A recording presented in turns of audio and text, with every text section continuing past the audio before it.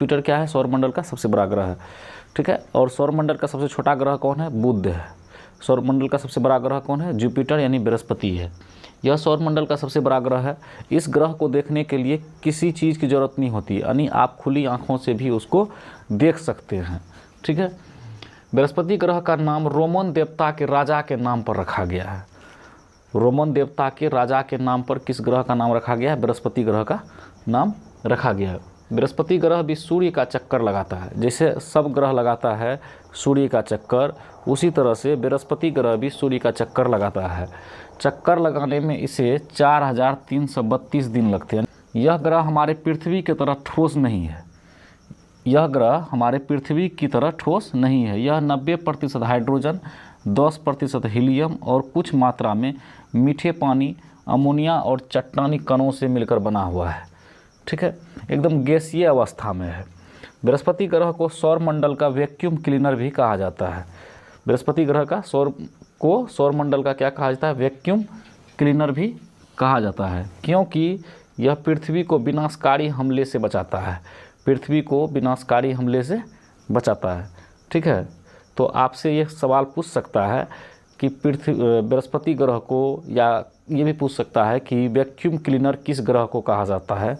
तो आपका ऑप्शन रहेगा, तो उसमें आप फटाक से टिक मार देंगे, किसमें, बृहस्पति ग्रह में, समझे। अगर नहीं जानेंगे तो फिर दिक्कत है।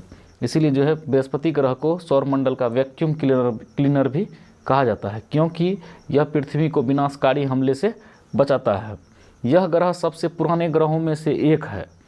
यह ग्रह जो बृहस्पति ग्रह है, जितना ग्रह है इसके अलावा, ठीक है, तो सब ग्रहों से सबसे पुराना ग्रह कौन है, बृहस्पति ग्रह है, जिसके जरिए पृथ्वी की उत्पत्ति के बारे में पता लगाया जा सकता है कि किस तरह से पृथ्वी की उत्पत्ति हुआ, इसकी संरचना किस तरह से है ना, इसके बारे में पता लगाया जा सकता है।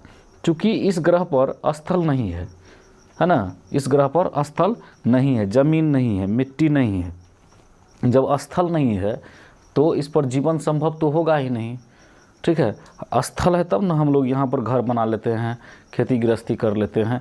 अगर स्थल ही नहीं रहेगा तो फिर कैसे मानव रहेगा। इसीलिए लिखे हैं कि चूँकि इस ग्रह पर स्थल नहीं है, अतः इस पर जीवन संभव नहीं है, इस पर जीवन संभव नहीं है।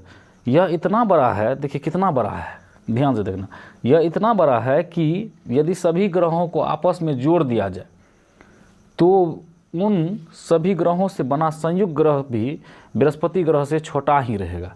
जितना ग्रह है सभी को अगर आपस में जोड़ दिया जाए, है ना, जितना आपको बुध ग्रह, है ना, मंगल ग्रह, शुक्र ग्रह, अरुण, वरुण, पृथ्वी, ठीक है, ये सारे ग्रहों को अगर आपस में जोड़ दिया जाए, फिर भी जो है कि सबको जोड़ने के बाद भी क्या होगा कि बृहस्पति ग्रह से छोटा ही होगा, ठीक है।